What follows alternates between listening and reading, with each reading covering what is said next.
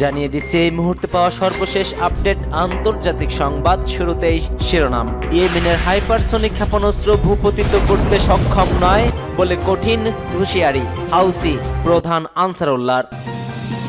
জানিয়ে দেব, ইউক্রেনে জনবহুল আবাসন এলাকায় আশ্রে পড়ল রুশ বোমা, মৃত 13, পাল্টা মার কিয়েভের। এদিকে পণবন্দীদের না ছাড়লে মধ্যপ্রাচ্যে নরক নেমে আসবে বলে কঠিন হুঙ্কার ও হুঁশিয়ারি ট্রাম্পের। একই সঙ্গে জানিয়ে দিচ্ছি, সিরিয়ার কোনো অংশ দখলে নেওয়ার ইচ্ছা নেই তুরস্কের, বলছেন পররাষ্ট্রমন্ত্রী। সর্বশেষ থাকছে, যুদ্ধবিরতির শর্তে 34 ইসরায়েলি জিম্মিকে মুক্তি দেবে হামাস। এতক্ষণ শুনছিলেন সংবাদ শিরোনাম, এবার বিস্তারিত। তবে তার আগে কে কোথা থেকে আমাদের ভিডিওটি দেখছেন ও শুনছেন জানিয়ে দিন কমেন্ট সেকশনে। একই সঙ্গে কমেন্ট করে জানিয়ে দিন আপনার মূল্যবান মতামতটি। আর ভিডিওটি যদি ভালো লাগে অবশ্যই একটি লাইক করবেন, পরবর্তী আপডেট পেতে চ্যানেলটিকে সাবস্ক্রাইব করবেন এবং সম্পূর্ণ ভিডিও দেখার অনুরোধ রইল। ইয়েমেনের হাউসি আনসারুল্লাহ আন্দোলনের নেতা আবদুল্লাহ মালিক আল হাউসি ইসরায়েলের বিরুদ্ধে তার দেশের সশস্ত্র বাহিনীর সাম্প্রতিক হামলার ভূয়সী প্রশংসা করেছেন। তিনি বলছেন, এসব হামলায় প্রমাণিত হয় যে ইসরায়েলের পক্ষে ইয়েমেনের হাইপারসনিক বা শব্দের চেয়ে দ্রুতগামী ক্ষেপণাস্ত্র শনাক্ত বা গুলি করে ভূপতিত করা সম্ভব নয়। তিনি বলছেন, এসব হামলায় প্রমাণিত হচ্ছে আমরা কতটা শক্তিশালী। জাতির উদ্দেশ্যে টেলিভিশন সম্প্রচারিত এক ভাষণে এ মন্তব্য করেন তিনি আরো বলছেন, এই ব্যর্থতার ঘটনায় আত্মরক্ষার ক্ষেত্রে ইসরায়েলের বিশাল ও উল্লেখযোগ্য অক্ষমতা প্রকাশ হয়েছে।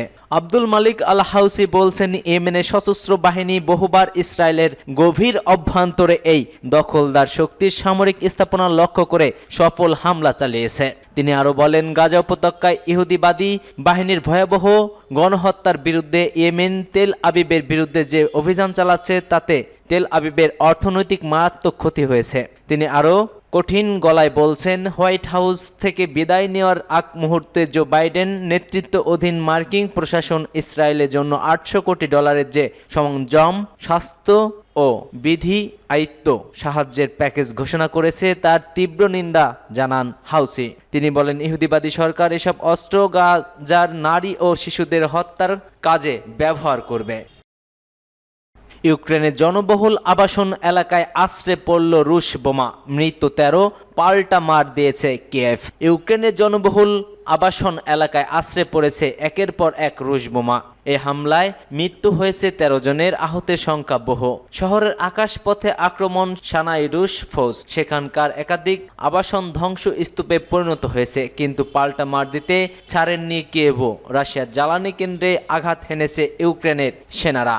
এই হামলার পাল্টা আঘাত দিয়ে রাশিয়াতেও আক্রমণ শানিয়েছে কিয়েভ। উল্লেখযোগ্য, দীর্ঘ সময় ধরে চলা এই লড়াইয়ে এখন পর্যন্ত কিয়েভ দখল করতে পারেনি রুশ ফৌজ। এদিকে অস্ত্রের যোগান কমে এলেও পাল্টা মার দিতে রণক্ষেত্রের ছবি বদলে দিয়েছে জেলেনস্কি লিলিপুট বাহিনী। গত বছরের অক্টোবর রাশিয়ার কার্ডসে ঢুকে পড়ে জাহাজ, হাজার হাজার ইউক্রেনীয় সেনা সেখানে দখল করে নেয়। তাদের বিরুদ্ধে লড়াই করতে বেশ বেগ পেতে হচ্ছে রুশ ফৌজকে। তাই সাহায্যের হাত বাড়িয়ে দিয়েছেন উত্তর কোরিয়ার সর্বাধিনায়ক কিম জং উন। প্রায় 12,000 সেনা পাঠিয়েছেন তিনি, কিন্তু এখন সেই ফৌজকেই বেহাল দশা ছেড়ে দিয়েছে ইউক্রেনি বাহিনী। কয়েকদিন আগে জেলেনস্কি জানিয়েছিলেন, কার্ডসে উত্তর কোরিয়া ও রুশ সেনা ভয়ঙ্কর মূল্য চোকাতে হচ্ছে, ব্যাপক হারে প্রাণ হারাচ্ছে কিংয়ের সেনারা।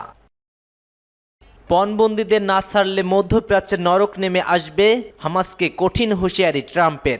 লড়াই না থামা পর্যন্ত ইসরায়েলের কোনো পণবন্দীকে ছাড়তে রাজি নয় বলে জানিয়েছে হামাস। যদিও সম্প্রতি তারা জানিয়েছে 34 জন পণবন্দীকে ছাড়া হবে, কিন্তু ইসরায়েলের প্রধানমন্ত্রী নেতানিয়াহুর দাবি তারা এই বিষয়ে নিশ্চিত করে কিছু জানাননি।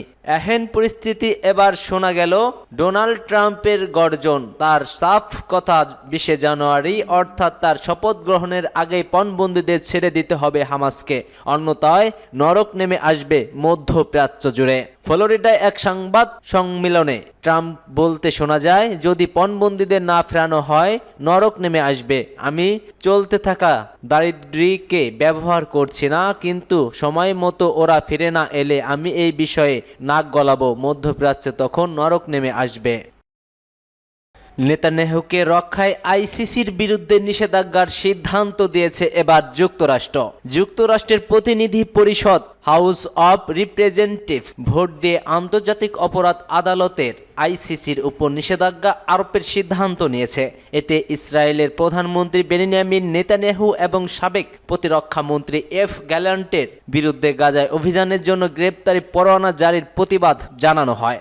এক প্রতিবেদনে এই খবর দিয়েছে টাইমস অব ইসরায়েল। মার্কিন আইন প্রণেতারা 243 থেকে 140 ভোটে অবৈধ আদালত প্রতিক্রিয়া আইন পাশ করেন, যা আইসিসির কোনো কর্মকর্তা বা হেগকে সমর্থনকারী যে কোনো সংস্থার বিরুদ্ধে নিষেধাজ্ঞার আহ্বান জানাবে, যারা যুক্তরাষ্ট্র ও তার মিত্রদের সুরক্ষিত ব্যক্তির বিরুদ্ধে তদন্ত, গ্রেপ্তার, আটক বা বিচারিক কার্যক্রমে অগ্রসর হওয়ার চেষ্টা করবে, তাদের বিরুদ্ধে এই আইন কাজ করে যাবে। নিষেধাজ্ঞার মধ্যে ভিসা বাতিল বা প্রত্যাহার এবং মার্কিন সম্পত্তি লেনদেন নিষেধাজ্ঞা করাও অন্তর্ভুক্ত রয়েছে। আইনটিতে বলা হয়েছে, যুক্তরাষ্ট্র এবং ইসরায়েল রোম চুক্তির স্বাক্ষরকারী নয়, যা আইসিসি প্রতিষ্ঠা করতে, এবং সেই অনুযায়ী তাদের কার্যক্রমের উপর আইসিসির কোনো অধিকারও নেই। 45 জন ডেমোক্রেটিক্স 198 জন রিপাবলিকানের সঙ্গে বিলটিকে সমর্থন করেন। কয়েকজন রিপাবলিকান এই পদক্ষেপের বিরুদ্ধে ভোট দেননি, তবে কেন্টাকির প্রতিনিধি থমাস ম্যাসি ভোটদানের বিরোধী ছিলেন। প্রতিনিধি পরিষদে তিনি বলছেন, অন্য দেশের মধ্যে যুক্তরাষ্ট্রের বিরোধে জড়ানো উচিত নয়।